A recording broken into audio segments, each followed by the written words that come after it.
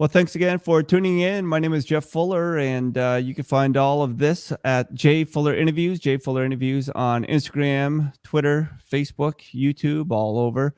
And now the Backfire Podcast with Jeff Fuller of J Fuller Interviews on Google Podcasts and Apple iTunes. We believe people's stories matter. That's why we try to tell them and share them, because you can learn a lot as you listen, unlearn what you thought was right to relearn what is right. And one with a great story is Tamara Mose. How are you? Good, thanks. Well, thanks so much for making the time. And you came via a mutual friend on Facebook, Ian Cunningham. Ian Cunningham introduced me to Kenny Anderson, as he does a Kenny Anderson showcase. So a quick shout out to Ian Cunningham, but also Pastor Lou. He came on and just shared, and you attend his church. And you are now in Brooklyn because you are a professor at Brooklyn College. First of all, how is this semester going for you as an educator? It's going well so far. We had a little hiccup in the beginning. We have switched over to all vaccinated students, and it was an in-person class. So now we are remote for this month while students get their vaccines. And then hopefully we'll be in person next week. We'll see. Fingers crossed. Now, how long have you been at Brooklyn?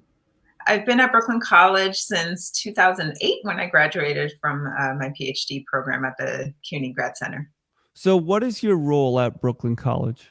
I'm a professor of sociology. I teach race and ethnicity, qualitative research methods, and social theory. Wow. And so off air, I said I was excited about this interview, very fascinating, intriguing, and especially with the events that have taken place over the last 2 years. Primarily to this topic of the social injustice and unrest and riots and just polarization of people. How have you been able to teach with all these hands-on things of current events taking place? Has it been easier or more difficult for you?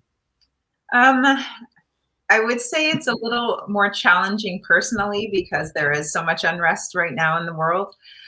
So it's a little hard to engage in teaching while worrying about what else is going on, especially with what's going on right now at the borders. But it also lends itself to examples when I'm teaching about capitalism, when I teach about immigration, when I teach about race and ethnicity. It provides examples, concrete examples that the students understand because they're happening in real time. Tamara, where did you grow up? I grew up in Guelph, Ontario in Canada. And is that your background? My background is Trinidadian. Both my parents are Trinidadian immigrants to Canada, and I was born and raised in Canada. So that probably puts a odd spin or a great spin on the whole conversation regarding immigration. Without getting too political, I guess, what are your thoughts based on your parents and your personal history? Well, I'm an immigrant too, here to the States, right? Right. So, it always surprises me that we don't have policies in place yet for refugees, for immigrants who want to come and do seasonal work or who want to come and do permanent work, or who are just fleeing conditions that are in their homeland.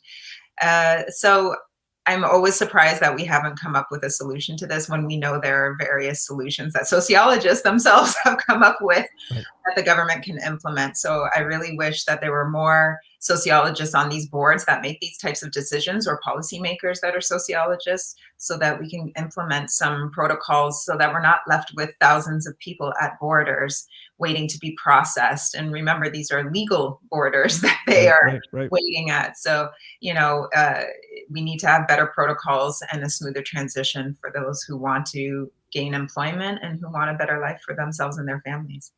And Tamara Mose, making some time, and you can find the website right there, tamaramose.com. I know that here in Vermont, the conversation is having 100 Afghani refugees enter our state. And it's been funny, maybe, interesting, sad, where some people are so concerned about these 100 people, 100, that need a place to be safe, to grow, to be nurtured.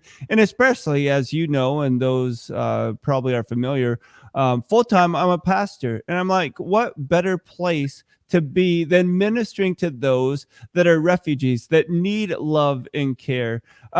First question, or second question, third question, whatever we're at now, is your title, sociologist. Like, what is the definition of being a sociologist? Well, a sociologist is someone who studies the social science of society, right? So we're looking at society, how people interact in society, how institutions are placed and interacting with those who use them. So it's the study of everything that we have in society: religion, politics, anything you could think of. Why do you think people aren't as educated or learned about such topics? Why do we think just our opinion or our personal experience is enough to interact with others?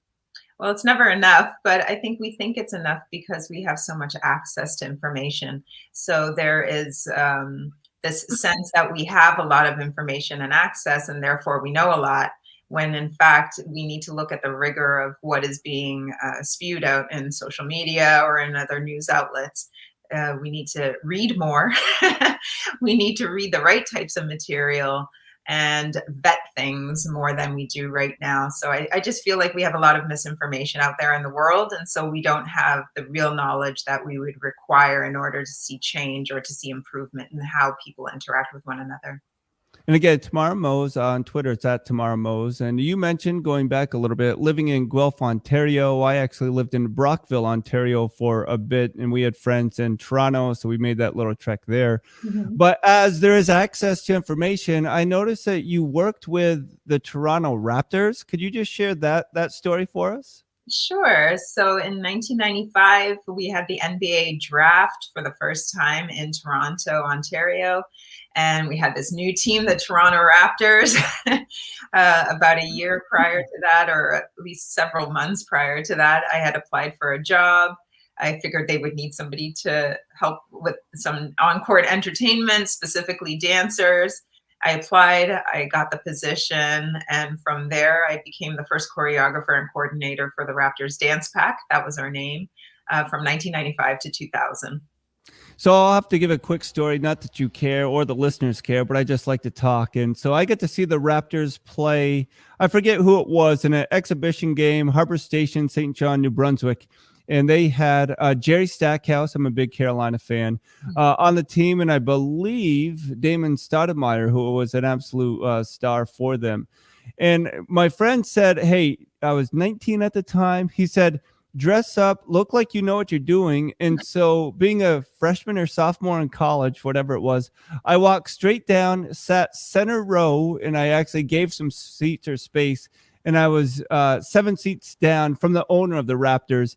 And I enjoyed that game courtside, which I've never had the opportunity to do again because they called my bluff and they asked for credentials.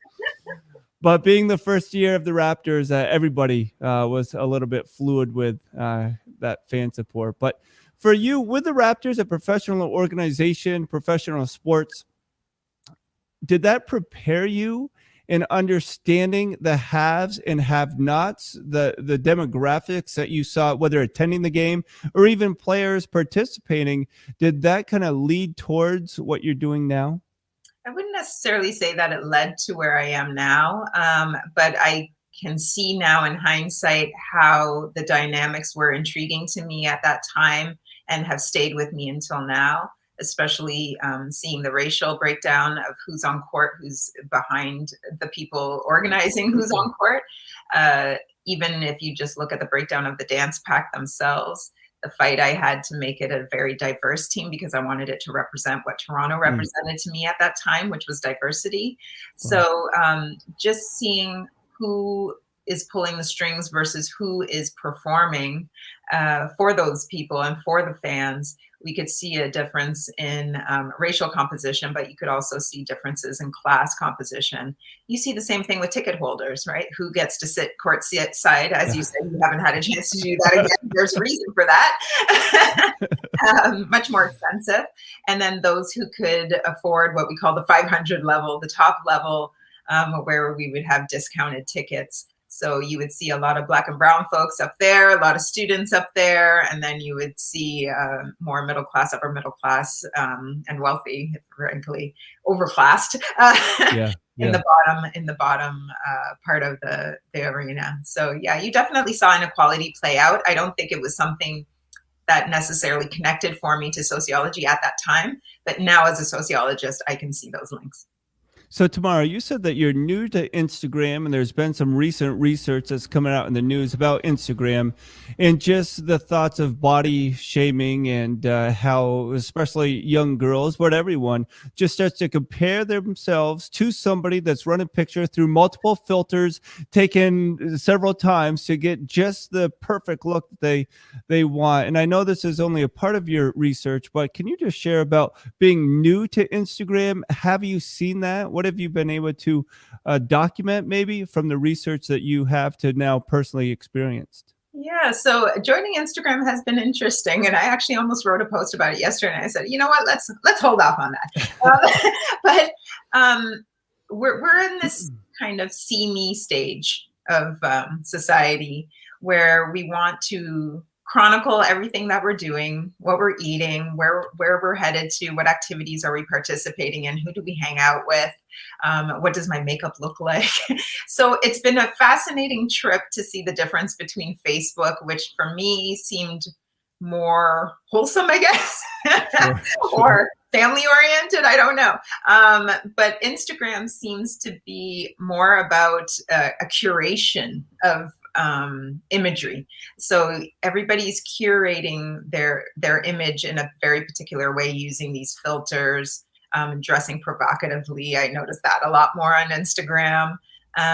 So there's this see me culture that we're looking at, and it's a little frightening because I can't imagine young folks. I mean, my daughter's on Instagram. She posts mostly sports, political, nature type posts, and so I'm glad for that. But the thing is, I can imagine being a young girl or boy and or somebody who's gender non-specific and seeing these images or seeing certain types of posts and wondering how they fit in, because it seems like everybody's having a great time because no one's going to be posting about them crying or upset. They're posting all the good stuff. So I can only imagine what that does to people's perception of their bodies, people's perception of what life should be like. So it's a little daunting to see what people are engaged with, and also just the addictive nature of social media. So if you're constantly looking at these images, how does that play a role in your mind? And we already know that the effects are dire. And the notifications and the dings and the pings. And my wife is the absolute. I love your notifications. It's probably wise to shut those off. My wife, and she's the best, and she's only critical because she said, Jeff, it would only take 2 more seconds for you to get the horizon perfect in the picture instead of crooked. And I'm like, hey, I meant it that way, but I'm just too lazy. But for my children, and my son's 19 and daughter's 17, it's been difficult for them to see followers leave because of posts they make, or because they start to compare where you are versus the other person's vacation. As you mentioned, you have a daughter, but you have 3 children. Have you been able to navigate with them healthy dialogue on what is appropriate versus you can find a healthy rhythm in posting or using social media? Absolutely. So my younger one is 8 and he's not on social media, doesn't really know anything about social media, so that's good. The 2 older ones, my son is 16. He doesn't really use social media in that way. He's a gamer, so he uses Discord and he talks to his friends on Discord, but he doesn't post anything. He has an Instagram account, but I think just to look at other people's posts and so on. And it's mostly gaming stuff. My daughter, yes, we did have a long conversation with her about how things are portrayed. It's not reality. Also what is acceptable for her to post about. Yeah. And just a general sense that anything you put on the internet can be seen by anybody at any time. So, keeping that frame of mind as you post or as you make any kind of political comment, or even if you just want to get into it in your comment section with somebody about something political, we want to make sure that she understands anybody could see it at any time. So be prepared for that. and screenshots, and to be aware of screenshots. I know for myself, I am so glad that I didn't have social media.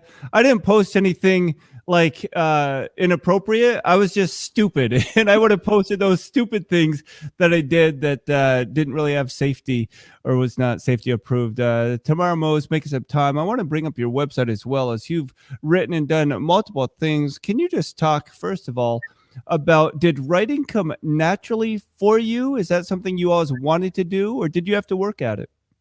I definitely had to work at it. I did always write, though. I used to always write poetry, or I would write in a journal, my thoughts. I kept a diary as a teenager. So I always wrote my thoughts down.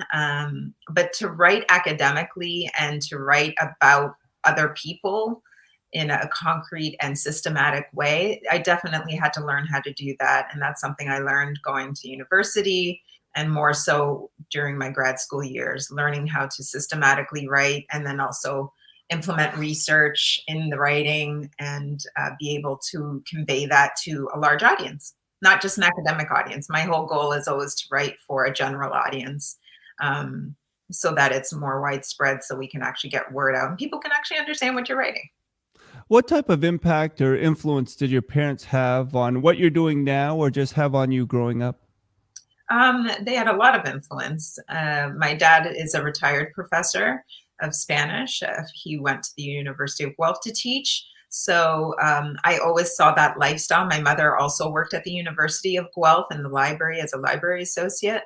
So I always had this sense that education was important. I always had a sense that reading was important, learning was important. And so all of those things have translated into what I do now, has given me an appreciation for education and how it can open up your world and your worldview. Now, what would you say to a student that is more of a hands-on learner, that they might enjoy your class, take your class, but it doesn't connect? How can you connect what you teach in a classroom with on that stereotyped hands-on learner? Yeah, it's challenging for hands-on learners, but what I try to do is give them relevant examples that are in their everyday life. And then also, because I teach ethnography, which is great for people who are hands-on, qualitative research in general is really fun for those folks, because you can get out there into a field site and actually observe people. So you're physically in a site that you're studying. You're physically looking at people. You're writing notes about these people, how they look, how they behave, what are their actions, how do they interact with other people around them, how they navigate certain spaces, public and private. So I love teaching that particular course, because you can actually go out there and do something physical and see something concrete and take notes based on that. You also get to interview people. So again, this is something that is active, something they can do in front of another person. So they tend to gravitate to those types of exercises a lot. And I try to implement that in all of my classes, not just the qualitative research methods or ethnography. I try to implement it in everything where you physically have to go and do something to collect data. That's really good. As we look back, or I should say, as you look back, as you will know what you're looking for, but as you look back in 10 or 15 years from now, how do you think the pandemic will have reshaped sociology as a whole, or primarily in the Northeast? That's a really interesting question. Not something I've ever thought about, to be honest. Okay. I'm not sure how it's going to change things. I would like to think that the pandemic has made people a little more empathetic. I'm not seeing that much evidence of that, Right. but in some Right. areas I have seen that kind of evidence. I think it has pushed us in a way that we weren't expecting, where we're trying to now have a little more self-care. We started to realize that, wow, maybe we don't all have to physically go into an office structure Right. to work, right? Which benefits those who have disabilities, or those who just cannot physically make it to an office, or who don't want to commute that long. Right. We've noticed that we can work from home, that we can make adjustments. For companies, they realized they could save a lot of money. Yeah. So capitalism might change slightly based on that fact. And it affects everything, right? It permeates into construction, it permeates into economics and how that all unfolds. What the long-term effects of that are, I have no idea. I think right now, a lot of people are struggling socially because of the pandemic. We were so isolated for so long. Right. We also started to see people and other things in a different light. So I think that was a little daunting for folks. And I would be interested to see how that changes in the next 10 years. I really can't predict. Right. But if somebody does some modeling, I'm sure we could, like some statistical modeling, I'm sure Right, we right. could see where things go. But I think there will be a lot of adjustments. And I just am reminded that we just celebrated 20 years of, well, I don't know if we celebrated, but remembered from 9/11 and how that brought the country together. And I don't know what we were arguing about before 9/11 happened. And I was maybe too young or was too immature to really focus on the big picture of what was taking place. But I do wonder if this pandemic, if it could be seen as a place where we could refocus on one another instead of being polarized and digging in our feet to our way or our opinion, that perhaps this pandemic could be a time where it not just unites our country, but unites us as people, just to say that we need to be for one another. And what are your thoughts on this thought that we are polarized, that in an effort to bring a country together, we feel like we need to make our opinion known? Is that what you've been seeing, or is that just kind of what's going on and rattling around in my head? No, I mean, I think we live in a country that has often promoted individualism and meritocracy. I think we understand now that those things don't necessarily work in all cases, and that we really need each other. We need to care for one another. We need to let the spirit live in all of us so that we can connect with each other on a deeper level. Again, having that empathy towards one another so that we can build community and not tear down community. When we start thinking individually or individualistically, that's when we start to notice a breakdown in how society functions. We start to notice that people aren't using their resources for one another. So I think it's important for us to get back to that idea of empathy and try to unite with each other as much as we possibly can. I think that's the only way forward. Now, I certainly have a bent or a slant, and I don't want to persuade you in any way, not that I would, but I think faith plays an incredible part. What have you seen statistically, factually, that faith plays into the role of people in sociology as a whole? In sociology as a whole, it's interesting because a lot of sociologists steer away from the talk of religion Hmm. um, because we see it as a social institution. When it comes to sociology, we Right, right. see a lot of destruction that happened at the hands of quote unquote religion, Yeah. or people who were touting something as a religious right. And so we see a lot of the deviance, I guess, that was associated or is associated with religion as an institution. So that's always a struggle when you're teaching, especially if I'm teaching Marxism. Yeah, So yeah. it is a struggle, or the Protestant ethic, the spirit of capitalism, and so Right, on. right. But at the end of the day, in sociology, there is a whole arm of religious studies that is explored how it builds community, how religion can bring one another together, even in the form of rituals, right? A lot of Right, right. different religions have rituals, and there's something that's very comforting about those rituals, right? So when you hear the petty discourse about, this religion has this ritual, this one has this other ritual, at the end of the day, when you look at it, it's bringing comfort to a group of people because we do see so much in the world, right? And Yeah. so we look for these places of refuge, and the church is one of those places. Having a social group that believes in the same things that you believe in, that's a refuge for people. I think we saw that in the pandemic. We saw outcomes from that in different ways. a lot of churches closed down. A lot of people started questioning their faith. Some people strengthened their faith because they saw this as maybe a shakeup in their society or in their communities, Sure. to really determine how strong their faith was. So, I mean, we see these divisions, which for the most part are artificial. we see Right. we Right. see a lot of rhetoric around what religion is, could be, should be. But I think if we thought of it more as a communal gathering um, of faith, I think we would see people coming together in a different manner. I think a lot of times we are fighting each other for the wrong reasons, or we will dismantle what somebody else believes for the wrong reasons, when really what we should be doing is having discourse among each other. Right. Let's learn about each other. Let's learn to see where are the similarities.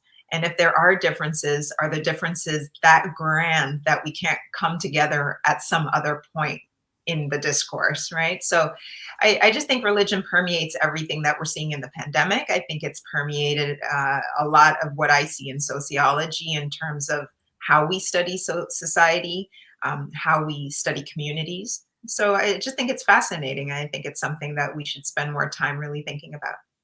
Certainly. And Tamara Mose, you can find her. Here's the website, tamaramose.com. Also, she's a professor, full-time professor at Brooklyn College.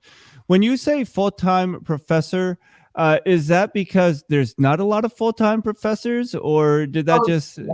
no, it's not full-time professor. It's a full professor. So there's assistant, associate, and full. So I'm not that wrong.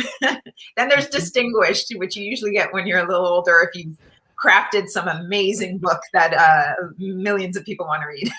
Well, you could tell that I never went to graduate school, so I don't know such things. But for you, the importance of not just education, but pursuing higher education and deepening that understanding and knowledge, was that something you ever felt pressure from parents to accomplish, or just knowing that your dad was a professor, or is that something that you always wanted and had that desire for more knowledge, for more wisdom? I've always wanted more knowledge, regardless of what industry I was in. I never felt pressure from my parents necessarily. I mean, the model was there in front of me. Yeah. But no, they allowed me to have this full career in dance from a very young age as a teenager. They would drive me to Toronto to take lessons on the weekends and so on. And then I would drive myself once I turned 16. So I always had support for being creative, being a hands-on learner, if you will. And so I never felt that kind of pressure. I do feel that dance has translated nicely into teaching. And I always tell this to everybody that, I'm just performing different material in front of a different audience. It's still a performance of some sort. After I teach, I get the same rush that I got when I would come off the court and be like, yes, they got the point that I was trying to make. And it's the same feeling and the same kind of rush that I would get after a great performance. So, I'm happy that I had parents that were supportive in that way, that allowed me to explore the creative side of me, and that also supported me in the academic side. So, Tamara, you just made a comment and you said that the model was always in front of you, speaking of your parents. Mm-hmm. And I just think that is tweetable. So I'll try to remember it and tweet it out after. But the model was always in front of you.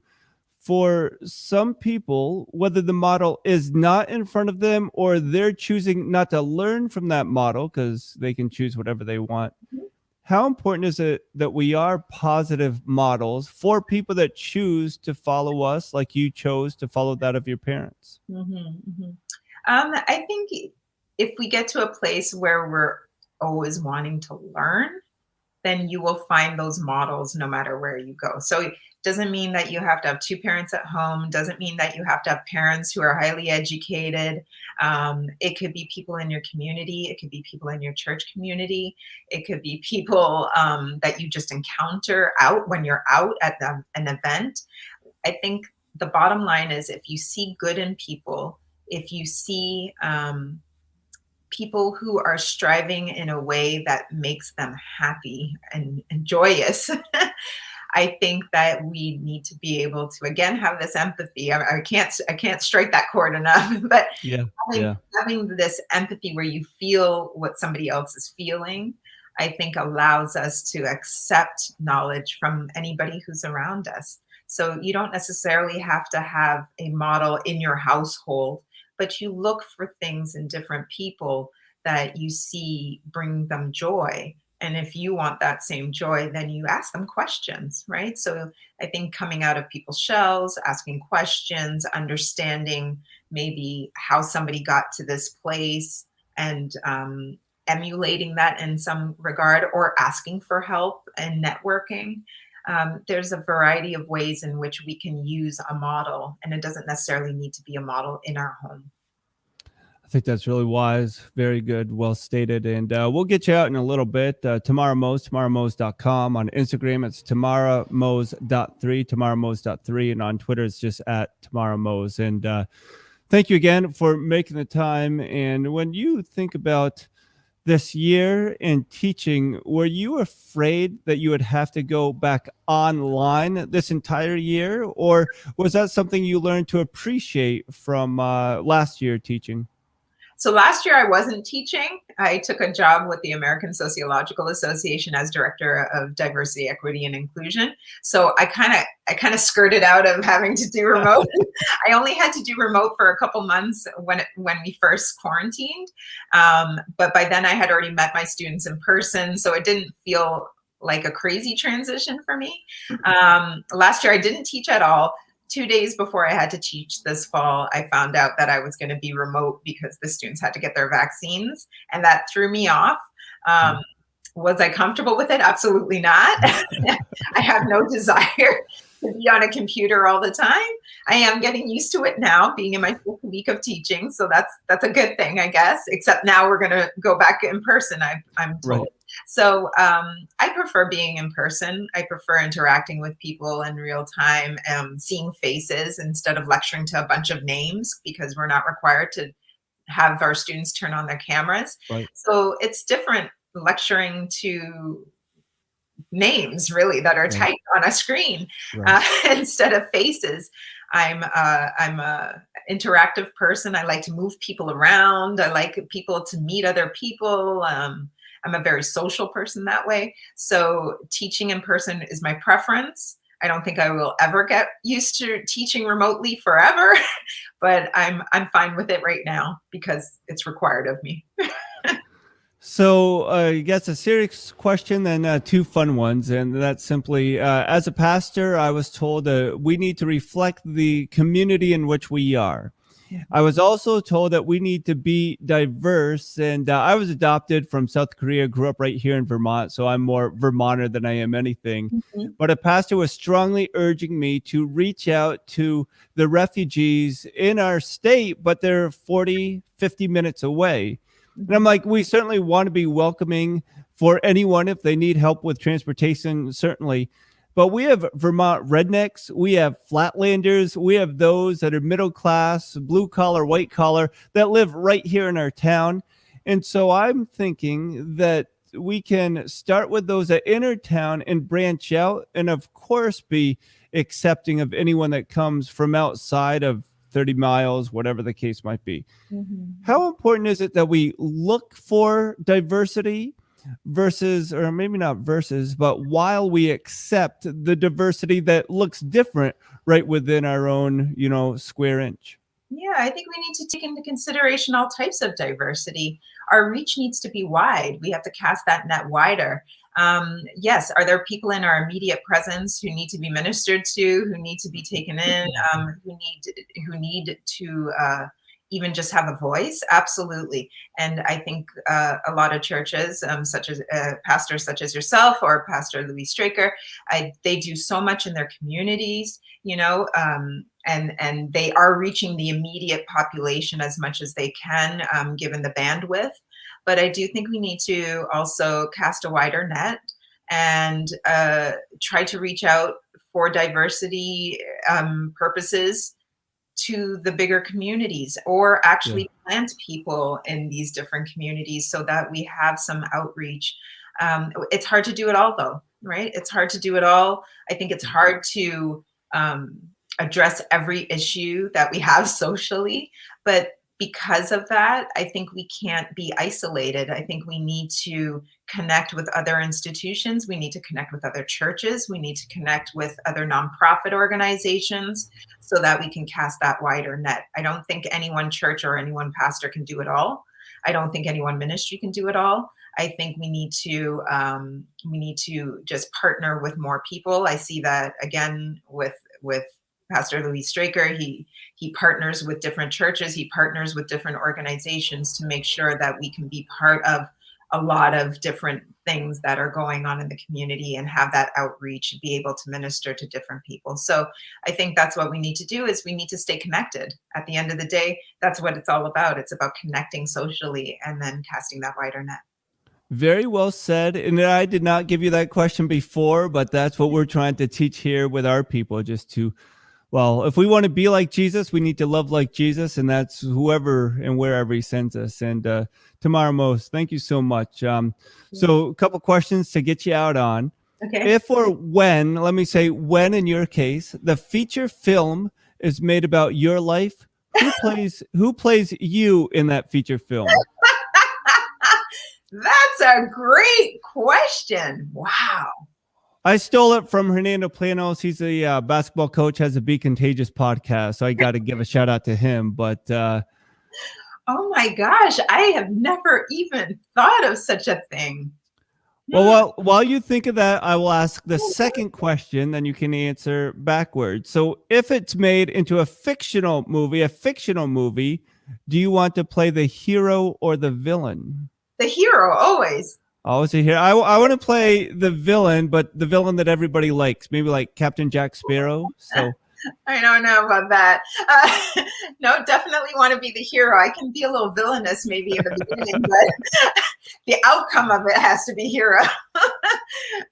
I don't think heroes learn unless they are caught up in some kind of controversy or challenge. So yes. I don't know. I feel like villainous maybe in the beginning, but it has to end up the hero. Well said. And have you thought of someone to play you in that feature film? Say that again? Have you thought of someone to play you in that feature film about your life?